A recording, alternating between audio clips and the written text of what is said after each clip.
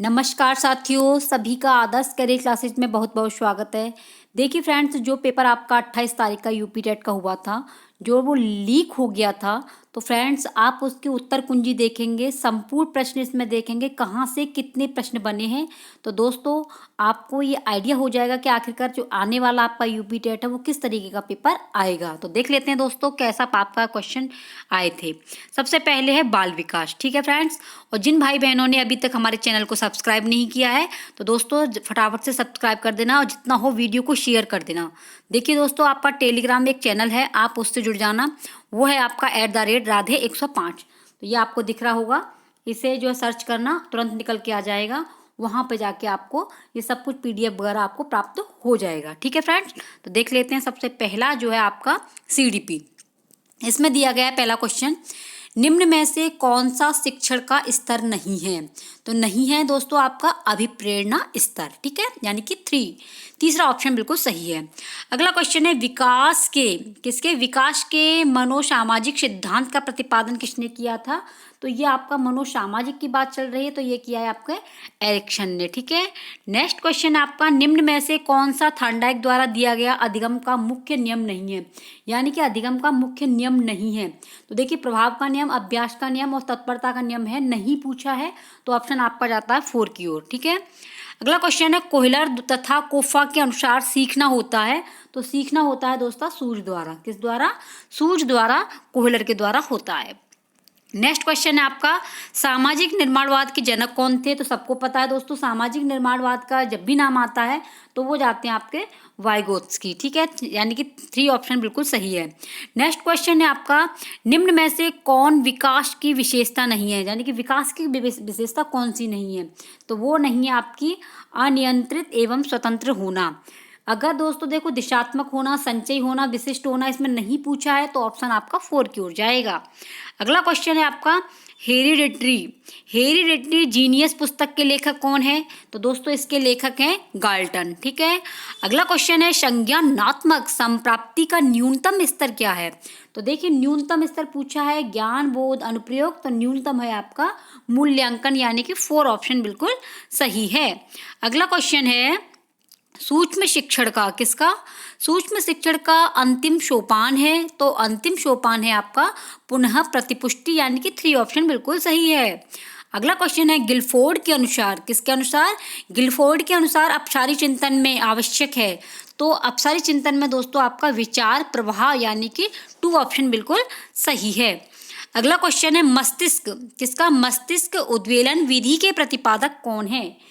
मस्तिष्क उद्वेलन विधि पूछा है, तो दोस्तों ऑप्शन जाता है आपका आसब्रोन के, यानी कि B ऑप्शन बिल्कुल सही है। अगला है प्रासंगिक अंतर्बोध परीक्षण से कौन संबंधित है। दोस्तों ये मैंने बार बार पे आपको बताया था कि इसमें जो आपके मार्गन और मुरे, यानी कि दोनों ने ही ये आपका प्रासंगिक अंतर्बोध दिया है, तो ऑप्शन जाता है आपका 1 एवं 2, यानी कि C ऑप्शन बिल्कुल सही है। अगला क्वेश्चन है आपका सृजनात्मक चिंतन की प्रथम अवस्था कहलाती है। तो ये सृजनात्मक जो चिंतन होता है उसकी प्रथम अवस्था कहलाती है आयोजन। क्या कहलाती है दोस्तों, आयोजन, यानी कि आपका फर्स्ट ऑप्शन बिल्कुल सही है। नेक्स्ट क्वेश्चन है आपका उद्दीपक अनुक्रिया सिद्धांत का प्रतिपादन किसने दिया था। तो सबको पता है दोस्तों थॉर्नडाइक आता है, ठीक है, उद्दीपक अनुक्रिया का सिद्धांत थॉर्नडाइक ने दिया था। अगला क्वेश्चन है कौन से कारक अधिगम को प्रभावित करते हैं। तो दोस्तों देखिए अधिगम माने होता है सीखना, और सीखने को प्रभावित करते हैं व्यक्तिगत कारक भी होते हैं, वातावरण भी होता है, आपका सामाजिक कारक भी होता है। तो आंसर जाएगा आपका उपयुक्त सभी, यानी कि D ऑप्शन, यानी 4 ऑप्शन बिल्कुल सही है। अगला है बहुबुद्धि का सिद्धांत किसने दिया है। तो सबको पता होगा दोस्तों गार्डन ने दिया है बहुबुद्धि का सिद्धांत, यानी कि 3 ऑप्शन बिल्कुल सही है। अगला क्वेश्चन है आपका स्पीयरमैन ने, किसने, स्पीयरमैन ने दिया, क्या दिया था स्पीयरमैन ने, बुद्धि कारक का द्विकारक सिद्धांत किसने दिया है, स्पीयरमैन ने। अगला क्वेश्चन है आपका प्रोजेक्ट विधि के संबंधित किससे है। जो प्रोजेक्ट विधि है वो किलपैट्रिक से संबंधित है, यानी फर्स्ट ऑप्शन बिल्कुल सही है। अगला क्वेश्चन है आपका पाठ योजना में छात्र के पूर्व अधिगम से संबंधित है। तो सबसे पहले दोस्तों आप जब पाठ्य योजना बनाते हैं तो छात्रों का जो पूर्व अधिगम होता है वो सबसे पहले प्रस्तावना से स्टार्ट करते हैं, यानी कि सेकंड ऑप्शन बिल्कुल सही है। अगला क्वेश्चन है, आपको गलत वाक्य को चुने, जो गलत वाक्य है वो चुनना है। तो छात्र सबसे अच्छा नियंत्रित वातावरण में सीखते हैं। तो दोस्तों देखिए, नियंत्रित वातावरण में छात्र नहीं सीखते हैं, इसमें गलत पूछा है, तो ऑप्शन आपका 4 की ओर जाता है। अगला क्वेश्चन है आपका, संविधान के किस संशोधन से शिक्षा के अधिकार पर बल दिया। तो संविधान का जो संशोधन था शिक्षा के अकॉर्डिंग, तो दोस्तों वो जाता आपका 86 यानी 96वां। अगला क्वेश्चन है, शिक्षण के कार्य में सम्मिलित है।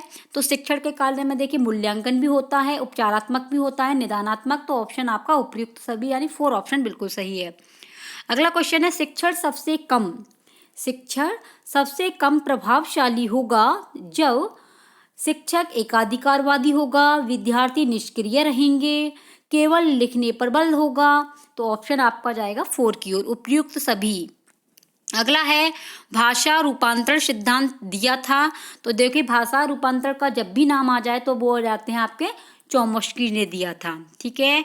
अगला क्वेश्चन है, शारीरिक गठन के संदर्भ में कौन सही नहीं है।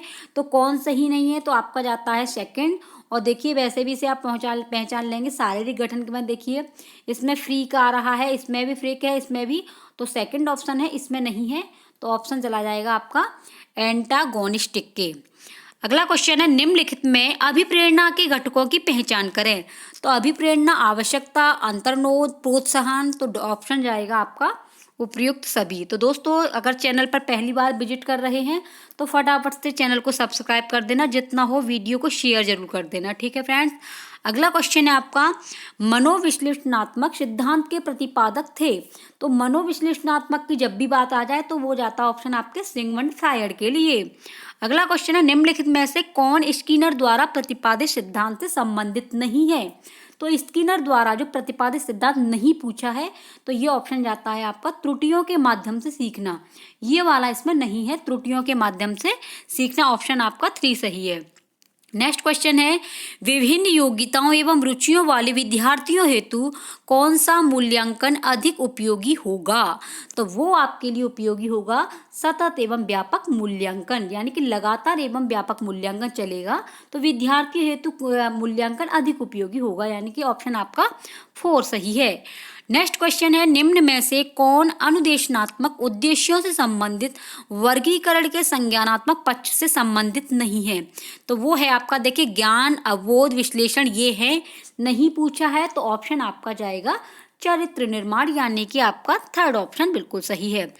नेक्स्ट क्वेश्चन है आपका, निगमन प्रणाली का प्रयोग किस प्रकार के शिक्षण में होता है। तो निगमन प्रणाली का जो प्रयोग होता है दोस्तों वो होता है आपका व्याकरण शिक्षण प्रणाली में, यानी कि आपका 3rd ऑप्शन बिल्कुल सही है।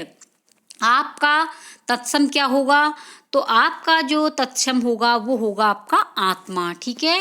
नेक्स्ट क्वेश्चन है आपका, बौना का तत्सम क्या है। बौना, तो बौना दोस्तों बावन को बोलते हैं, बामन, यानी कि 1st ऑप्शन बिल्कुल सही है। धूमकेतु का पर्यायवाची क्या है। तो दोस्तों धूमकेतु का जो पर्यायवाची है वो है आपका अग्नि। नेक्स्ट है आपका देखिए ये गद्यांश दिया गया है, तो ये पढ़ना है, पढ़ करके इसका आंसर देना है। तो हम इसे पढ़ते नहीं है, सबसे पहले इसका आंसर देख लेते हैं। इसमें दिया गया है कि उपर्युक्त पंक्ति में, क्वेश्चन है इसका, उपर्युक्त पंक्ति में कौन मनुष्य के हाथों में अद्भुत और अतुल्य शक्ति दे रहा है। तो क्वेश्चन में दिया है कि मनुष्य के हाथों में अद्भुत शक्ति। अब देख लेते हैं कि आपके पैराग्राफ में क्या लिखा हुआ है। आज विज्ञान मनुष्यों के हाथों में अद्भुत और अतुल्य शक्ति दे रहा है। कौन दे रहा है, विज्ञान। दोस्तों आपके इसी में आपका जो पैराग्राफ दिया है उसी में आंसर मिल गया, तो ये हो गया आपका ऑप्शन आपका 2nd बिल्कुल सही है, विज्ञान। नेक्स्ट है, कफन कहानी के लेखक कौन हैं। तो भैया कफन कहानी के जो लेखक हैं वो हैं आपके प्रेमचंद जी।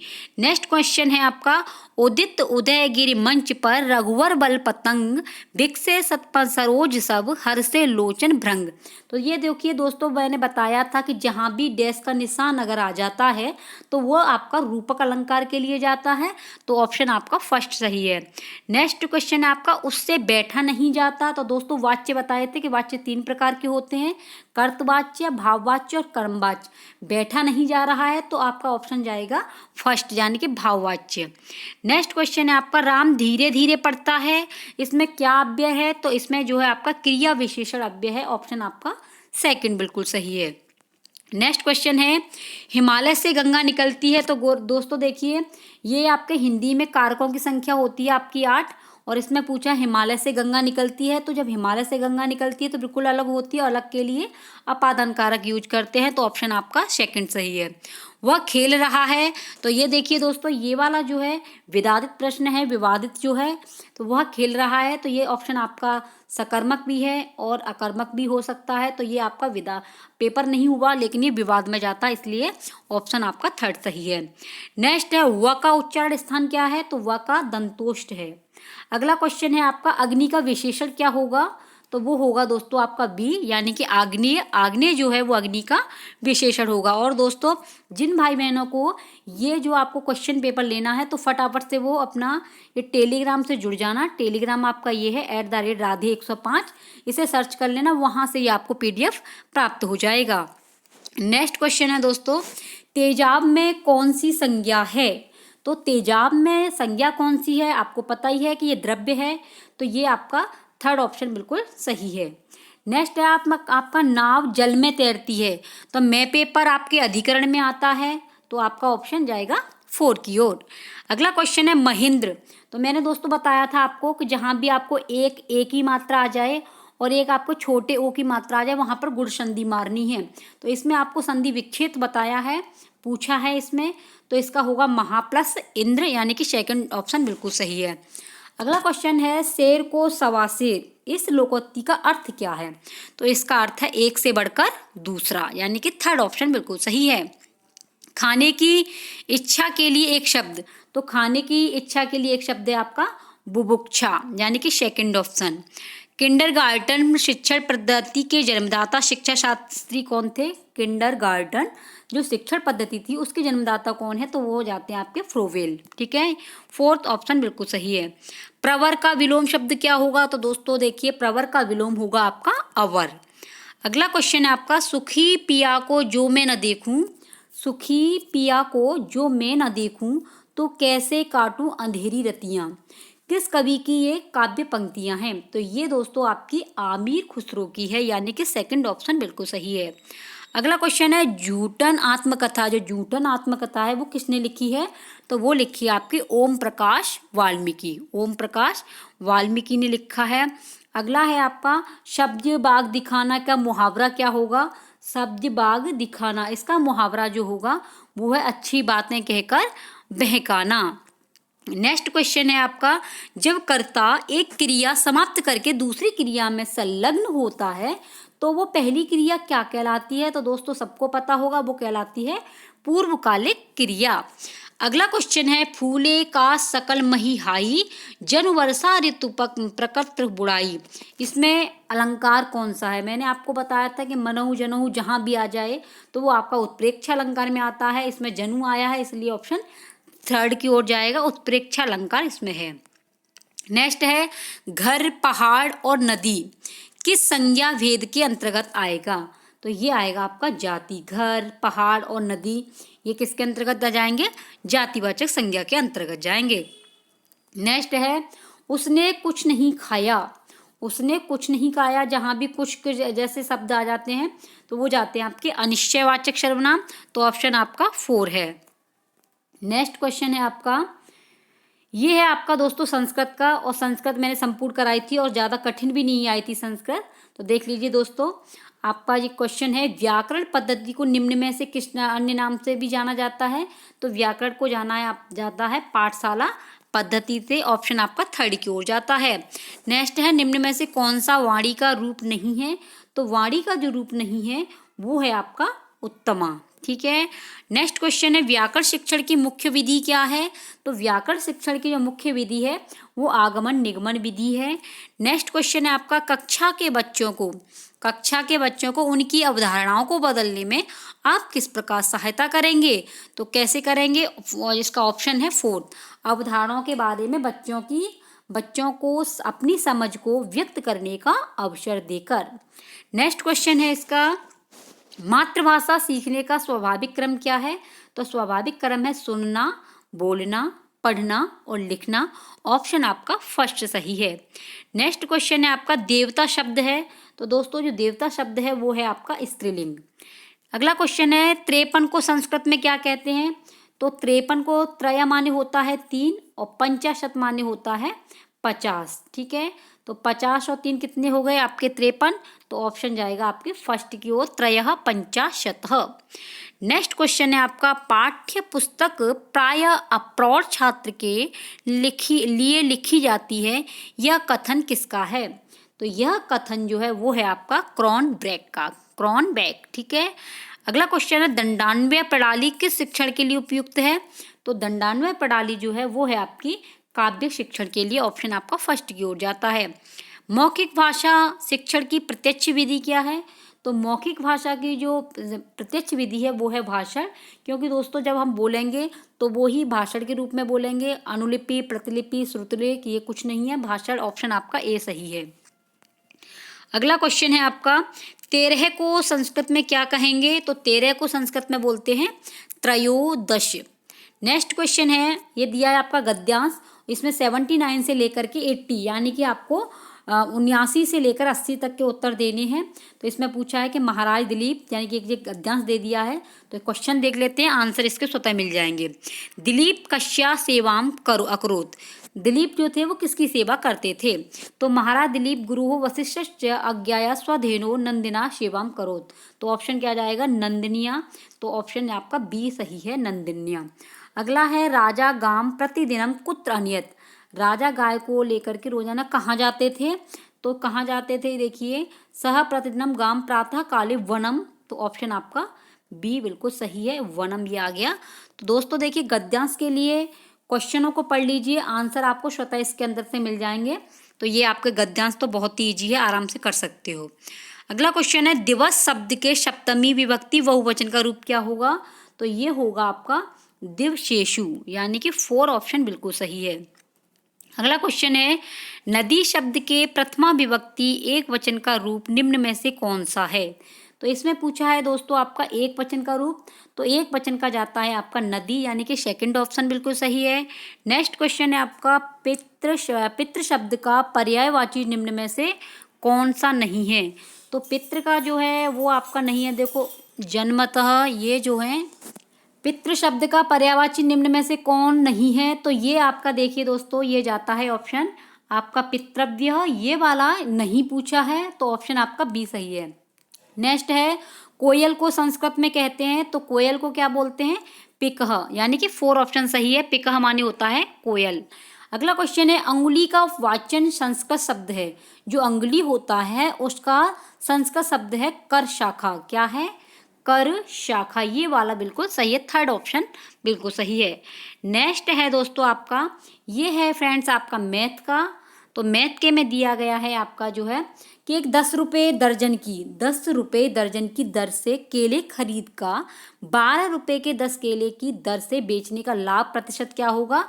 तो लाभ प्रतिशत आपका 42, यानी कि आपका फर्स्ट ऑप्शन बिल्कुल सही है। नेक्स्ट है यदि किसी संख्या का 30% उस संख्या के 3/4 से 63 कम है तो वह संख्या है। तो वह संख्या आपकी 93, यानी कि 4 ऑप्शन बिल्कुल सही है। नेक्स्ट है आपका यदि 15 मजदूर एक सड़क को 48 घंटे में बनाते हैं तो उसी काम को 30 घंटे में करने के लिए आवश्यक मजदूरों की संख्या कितनी होगी। तो वो होगी आपकी 22, यानी कि ऑप्शन आपका 4 सही है। नेक्स्ट क्वेश्चन है आपका वह न्यूनतम अंक x है जिसके लिए संख्या आपकी ये दी गई है 11 से विभाज्य हो है। तो 11 से विभाज्य होने पर आपका 6 आंसर जाता है, यानी फर्स्ट ऑप्शन बिल्कुल सही है। नेक्स्ट क्वेश्चन है आपका कि एक वृत्त और उसके अंदर बनने वाले अधिकतम बड़े वर्ग के क्षेत्रफल का अनुपात। तो अनुपात दोस्तों आपका वृत्त की त्रिज्या से समानुपाती होगा। नेक्स्ट क्वेश्चन है आपका यदि ये क्वेश्चन दिया गया है और न्यूनतम रूप में व्यक्त किया जाए तो आपको Q का मान बताना है। तो इसमें होगा दोस्तों आपका यानी कि 10, यानी कि फर्स्ट ऑप्शन बिल्कुल सही है।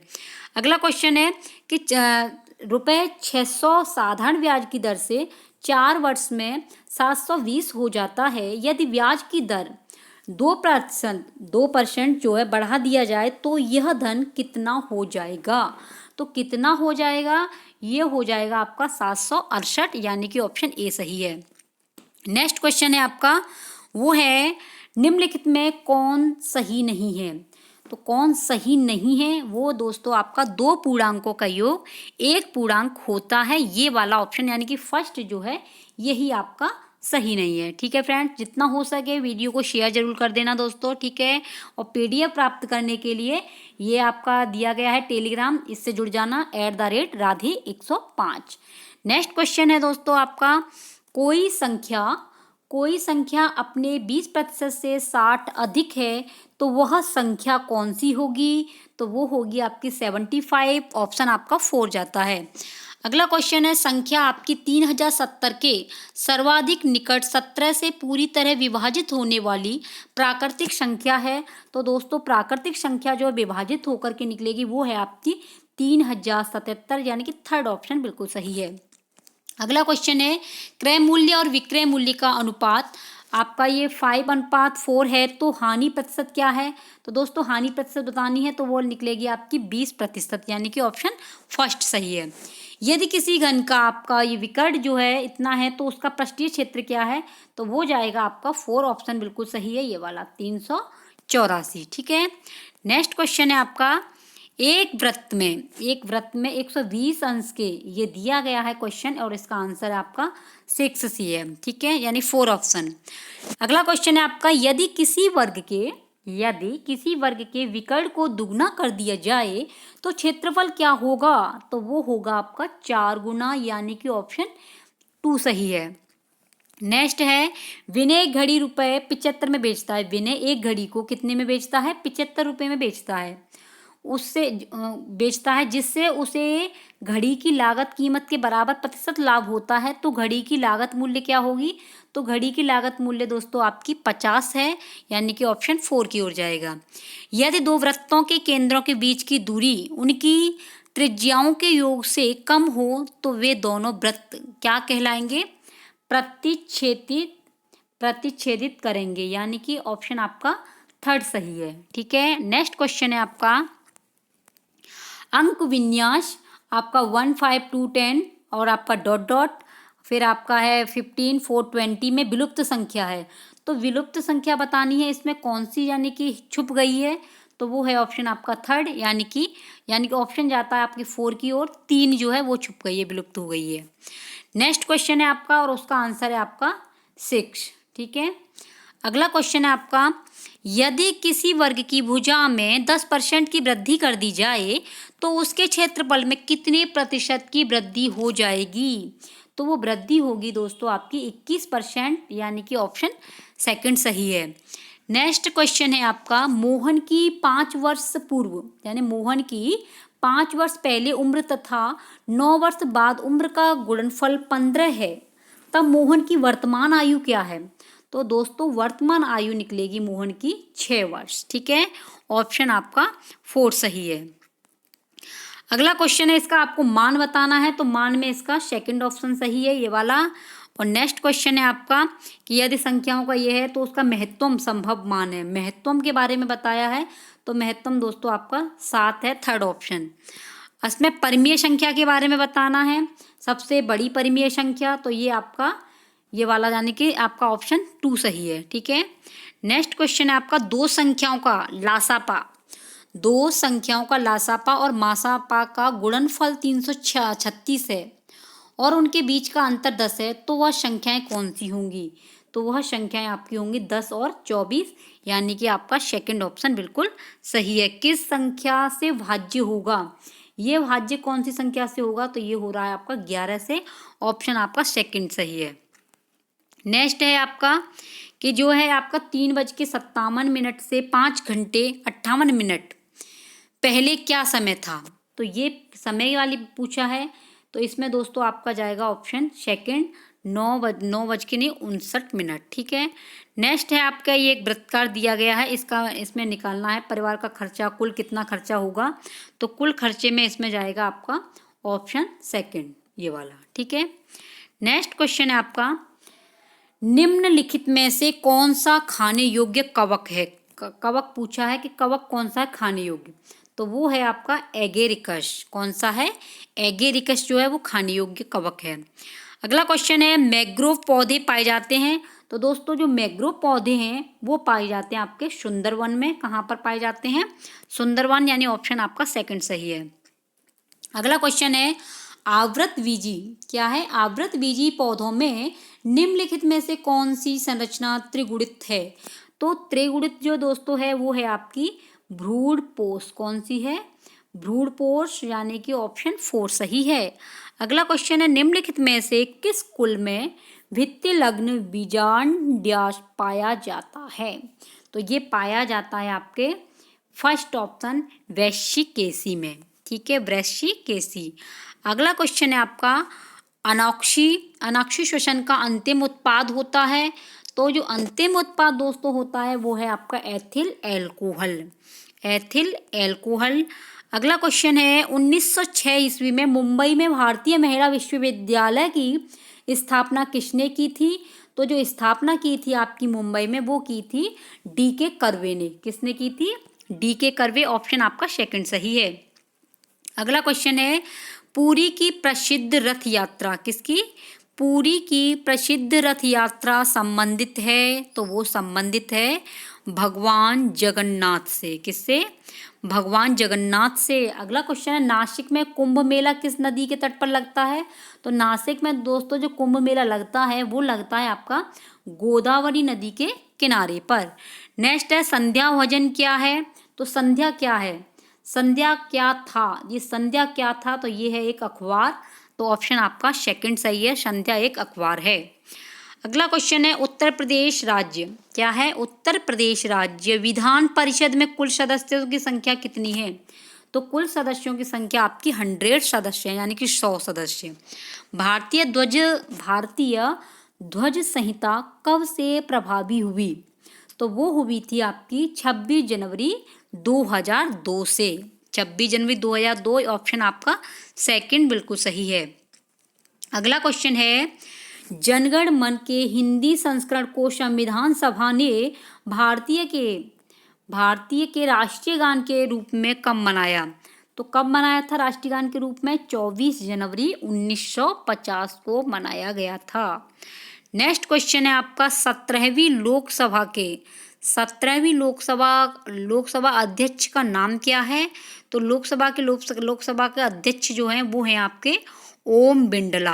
क्या नाम है? ओम बिरला। अगला क्वेश्चन है, भारत में अंतर्राज्यीय परिषद का अध्यक्ष कौन है? तो अंतर्राष्ट्रीय जो अध्यक्ष हैं उनका जो अंतर्राष्ट्रीय राज्य जो परिषद है उनके अध्यक्ष हैं आपके प्रधानमंत्री, यानी कि ऑप्शन थर्ड सही है। नेक्स्ट क्वेश्चन है आपका, निम्न में से किसे अपने कर्तव्यों के पालन के लिए भारत के राज्य क्षेत्र के सभी न्यायालयों में सुनवाई का अधिकार होगा? तो वो जो अधिकार होगा भारत का महान न्यायवादी, यानी कि ऑप्शन थर्ड सही है। अगला है, वह जिला जहां गंगा नदी उत्तर प्रदेश राज्य में प्रवेश करती है। तो कहाँ पर करती है गंगा नदी? बिजनौर में करती है, ऑप्शन आपका 4 बिल्कुल सही है। नेक्स्ट क्वेश्चन है, निम्नलिखित नदियों में से कौन सी ऐसी नदी है जो यमुना नदी की सहायक नहीं है? तो जो सहायक नहीं है वो है दोस्तों आपकी गंडक, यानी कि ऑप्शन फर्स्ट सही है। भारत की सबसे ऊंची चोटी कौन सी है? तो भारत की जो सबसे ऊंची चोटी है वो है दोस्तों आपकी K2। कौन सी है? K2 जो है ये भारत की सबसे ऊंची चोटी है। ठीक है। नेक्स्ट क्वेश्चन है आपका, वह पठार जो ऑस्ट्रेलिया में स्थित है। तो दोस्तों जो पठार है जो ऑस्ट्रेलिया में स्थित है वो है आपका किम्बरले। कौन सा है? किम्बरले। नेक्स्ट क्वेश्चन है आपका, उत्तर प्रदेश का वह जिला जो बुंदेलखंड पठार का भाग है। तो बुंदेलखंड का जो पठार का भाग है वो है आपका मिर्जापुर, ऑप्शन आपका 1 सही है। तो आई होप दोस्तों कि आपको ये वीडियो बिल्कुल पसंद आई होगी। और फ्रेंड्स बहुत ही मेहनत से बनाई गई, इसलिए जितना हो सके इस वीडियो को शेयर कर देना, क्योंकि फ्रेंड्स आपको ये अंदाज़ा हो जाएगा कि आखिरकार ये पेपर किस तरीके से आया था। तो दोस्तों चैनल पर पहली बार विजिट करते हो तो सब्सक्राइब करना बिल्कुल मत भूलना।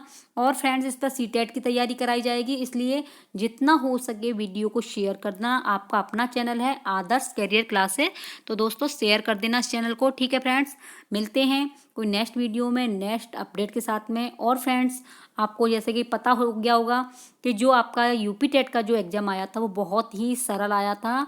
तो आप लोग दोस्तों हताश ना होइए, बेहतर तैयारी कीजिए और इससे भी अच्छा स्कोर बना करके लेकर के आएंगे। ठीक है फ्रेंड्स, मिलते हैं नेक्स्ट वीडियो में। तब तक के लिए जय हिंद, वंदे मातरम।